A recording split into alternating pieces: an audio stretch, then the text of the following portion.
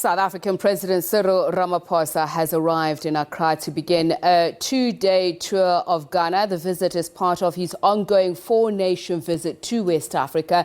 He has already visited Nigeria and Côte d'Ivoire and will wrap the tour up with a visit to Senegal. According to the South African presidency, Ramaphosa's visit to Ghana is directed towards enhancing bilateral relations between the two nations. The two countries have enjoyed very warm relations for years, enabling bilateral cooperation across a range of sectors, including trade and investment. Ramaphosa's visit will culminate in an inaugural session of the Binational Commission. President Ramaphosa and his Ghanaian counterpart, Nana Akufo-Addo, will use the visit to elevate the structural bilateral mechanism from the Permanent Joint Commission for Cooperation and inaugurate the South Africa-Ghana Binational Commission to be chaired by the heads of state and government. President Ramaphosa is scheduled to lay wreaths on Sunday at the Kwame Nkrumah Mausoleum, the final resting place for the founding father of the African Union and Ghana's first president and the late First Lady Fatia Nkrumah. Later, he will address the South Africa-Ghana Business Forum to further explore new areas of economic trade and investment cooperation, especially in Ghana's key sectors such as roads and railway, infrastructure, mining, energy, manufacturing and agro-processing to the mutual benefit of both countries. So now to talk a little bit more about this visit by President Ramaphosa to Ghana, we're joined now by political analyst Professor Dirk Kotze. A very good evening to you, Professor Kotze, and thank you so much for speaking to us. So the strategic importance of this, so we have said that South Africa is one of Ghana's, if not the leading international trader. So what do you think would be strategic in terms of strengthening, given the foundation that is already there? Well, I think what we are seeing is, first of all, the fact that President Ramaphosa has gone to four countries in West Africa is very significant on its own. It hasn't been happening for a long time that the South African president has been there, and that it has been such an extended state visits to all these countries. In the case of Ghana, I think what you've mentioned already is now that they want to elevate the level of bilateral relations between South Africa and Ghana from that of a cooperation to that of the Binational Commission.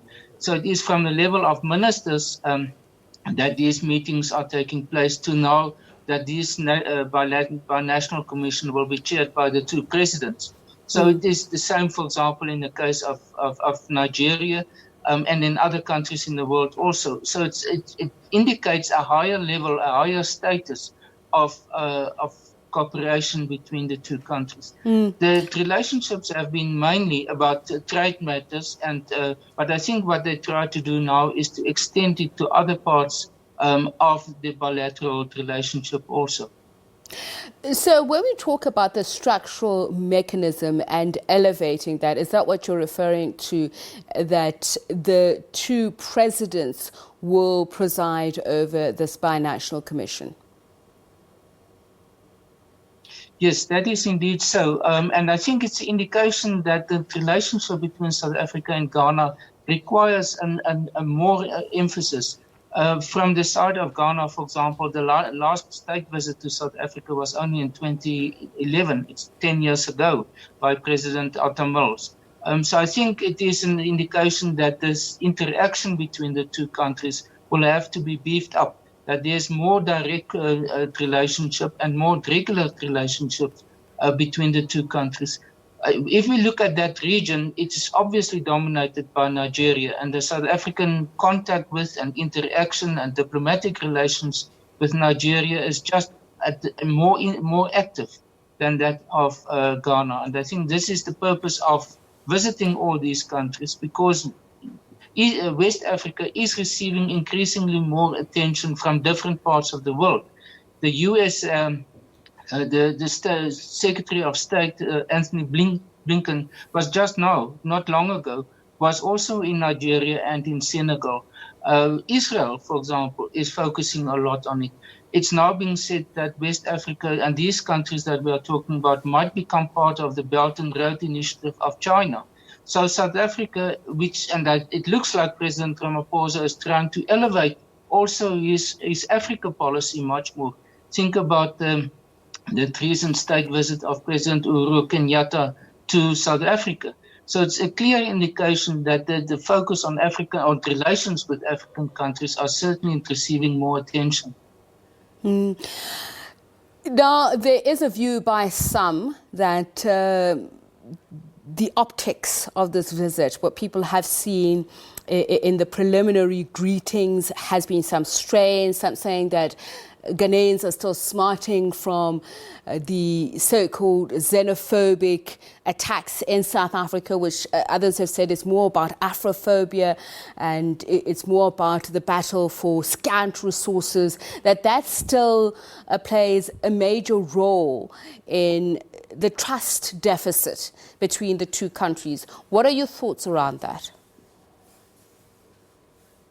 Well, I think that it does play a role. It also plays a role with respect to other West African countries. Think about Nigeria, where the relations between South Africa and Nigerians have also been strained. Another example of situations that complicate the relationship between South African business and the governments of West African countries is, for example, MTN. Think about the situation in Nigeria, where there's continuous problems about certain aspects of the regulation of and MTN's role in it. MTN is also very prominent in Ghana. So I think there's several matters that have to be addressed.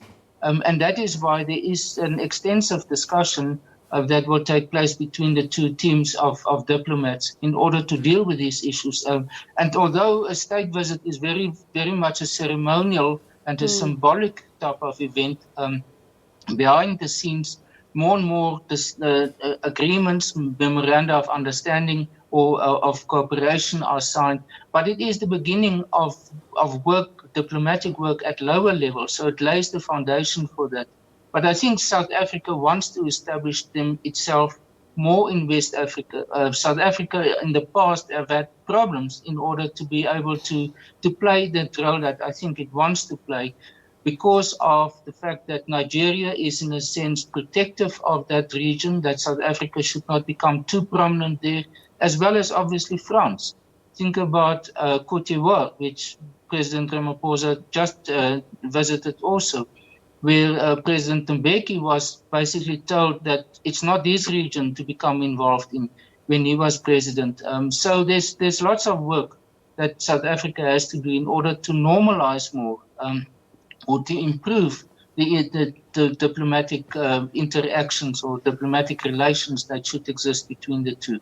So there are already hundreds of South African registered business in Ghana, and you say good faith should be at the forefront of this, but I'd imagine that President Ramaphosa will be asked to make, or at least show, some concrete steps on how to prevent other further incidents like this, which can ruin diplomatic relations. So if you are going to talk about entrenching further trade investments, there will be some sort of commitment that must be made by President Ramaphosa to forestall future acts of xenophobia or seen as xenophobic.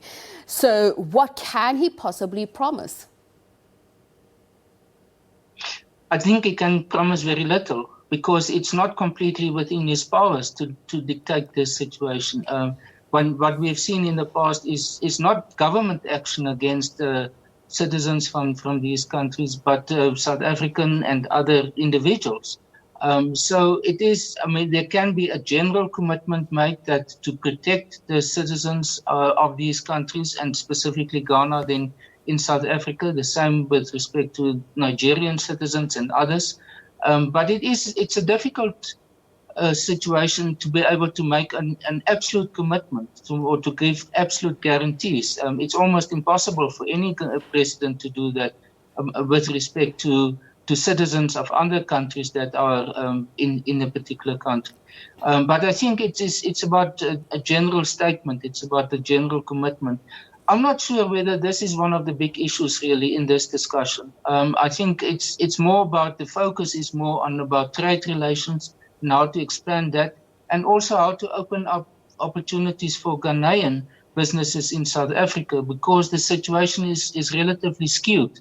South Africa exports mainly manufactured goods and quite technical manufactured goods, electronics and cars and so on to Ghana, while Ghana exports to South Africa mainly raw materials. So the trade relationship, the balance of trade is skewed in favor of South Africa. And I think this is what Ghana wants to change, to open up the South African market also for them. I do ask this because on the last visit, when there was an agreement on strengthening relations, cultural exchange programs was one of the big focuses, and that would include those kind of things that would help ameliorate tensions, unnecessary tensions. So yes, I understand the bigger thrust of this is trade and investment, and as you say, the relationship is skewed. So how can it be remedied? It's a give and take. What needs to be done? Yes, and what President Ramaphosa emphasizes wherever he goes, and he talked about it specifically in Nigeria, is promoting this African free trade area, which means that it is supposed to level the playing field more between different countries, and especially between big economies and smaller economies, where the playing field is normally not very level. So this is an effort from his side to be able to, in a sense, in inverted commas, to normalize the relationship, the trade relationship between South Africa and Ghana, which is the second biggest economy of ECOWAS, the Economic Community of West African States. So it is an important economy, but compared, for example, to Nigeria, it's quite far behind that. South Africa's relationship with Nigeria is just much more comprehensive than that with Ghana. There's obviously the leeway that's been created by the African Continental Free Trade Area, and the headquarters being in Ghana. That should facilitate some kind of proximity. Does it give those bilateral relations an edge? I'm not sure that will be. Ultimately, it's going to be about, and there's a whole delegation of business persons and ministers who accompany President Ramaphosa, of how these business groups, business communities will be able to come together and what type of understandings they will develop. What is, so therefore, the exchange abilities that exist in terms of mutual investments, for example, in businesses, export and import abilities or potential, and all of that. And that is the type of talks that's supposed to take place.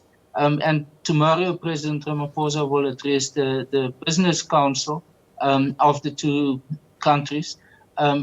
So these are the opportunities that state visits create, that at a high level, that certain commitments are made, and then it is at a lower level for the continuous discussions and agreements to be made, and the implementation, obviously, of it.